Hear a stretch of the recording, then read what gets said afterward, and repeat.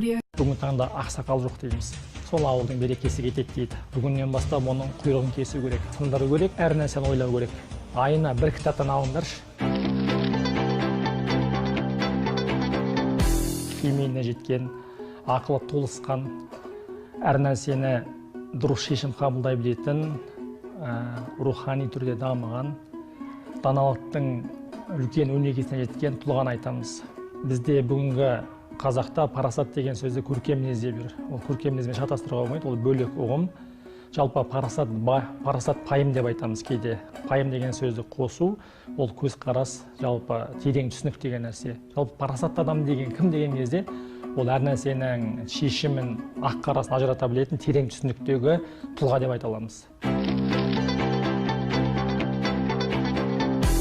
Дамыған заманда адамның жақсылықтан гөрі жамандыққа бұрып кетіп жататын нәрселер өте көп, қызықтыратын дүние болсын, басқа болсын.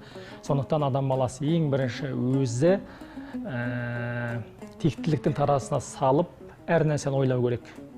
Және сол жерде парасаттылықтың ұғымы осы жерде сіздің оң жағыңызға басым берген кезде, сіз кез келген нәрсені жақсы жағына шеше аласыз.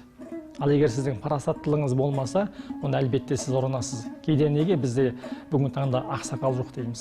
Өйткені сол парасат пайымы, парасаттылығы терең болмағандықтан, түсінігі таяз болғандықтан, біз бүгінгі таңда осы қоғамда ақсақалға мұқтажбыз.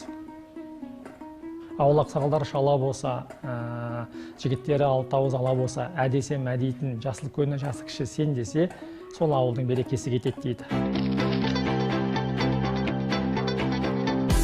Кезінде Ғани Мұратбаев ағамыз бір ауылға келсе, екі кішкентай бала ұрлық жасап, жаңағы бір нанды бөліп жеп отырады, ұрлықпен келген.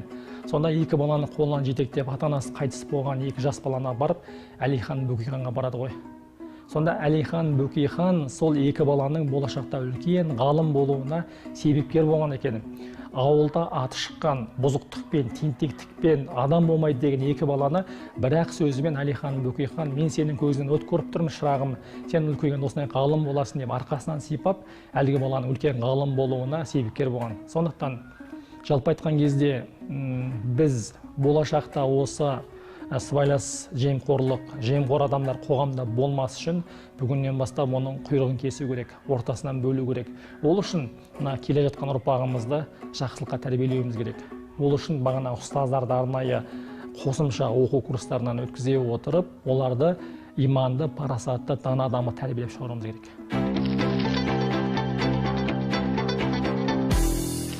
Кез келген жеңістің артында ең бірінші Алланың сәттілігі, екінші сіздің жақсы ниетіңіз, үшінші еңбек. Мәселен, мен өз басымды алатын болсақ, мәселен, аптасына 3 рет жаттығу жасаған болса, менімен қатар спортшылар, мен аптасына 13 рет жаттығу жасадым. Таңертең олар 2 сағат жаттықса, мен 4 сағат жаттықтым.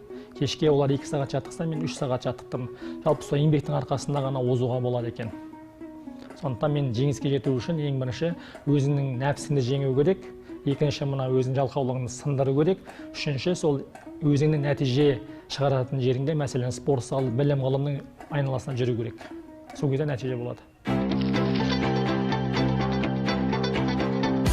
Бірінші имандылық, екінші парасаттылық болсын, жақсы мен жаманды саралайды, үшінші бағанағы қасыңызда жақсылыққа бастайтын досыңыз немесе ұстазыңыз болу керек. Төртінші, ата-анаға деген құрмет. Оларды жерге қаратпайтындай, ата-анасының үмітін ақтайтындай азамат болуың керек қой.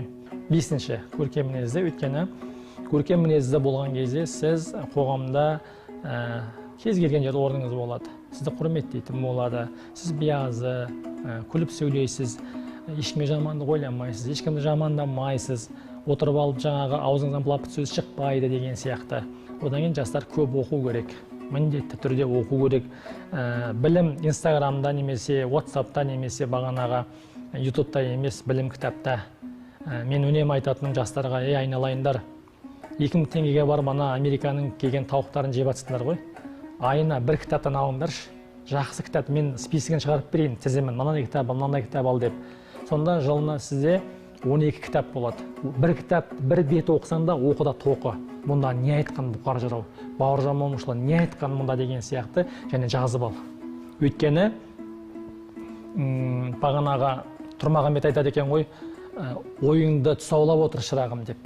Өйткені адамның басына кейде бір ұйықтап жатқан кезде керемет ойлар келеді. Керемет жаңағы бір өлеңдер келуі мүмкін, мысалы, жақсы бір мақсаттар келуі мүмкін. Сол кезде таңертең бұны істеймін дейсің да, ұмытып қаласың. Сонда ойды тұсаулап отыр, оқығаныңды жазып отыратын болсаңыз, ол сіздің болашағыңыз үшін де үлкен қару болады екен. Сондықтан жалпы айтқан кезде жастарға тек қана білім керек, иман керек, парасаттылық керек, ақыл керек, көркем мінез керек.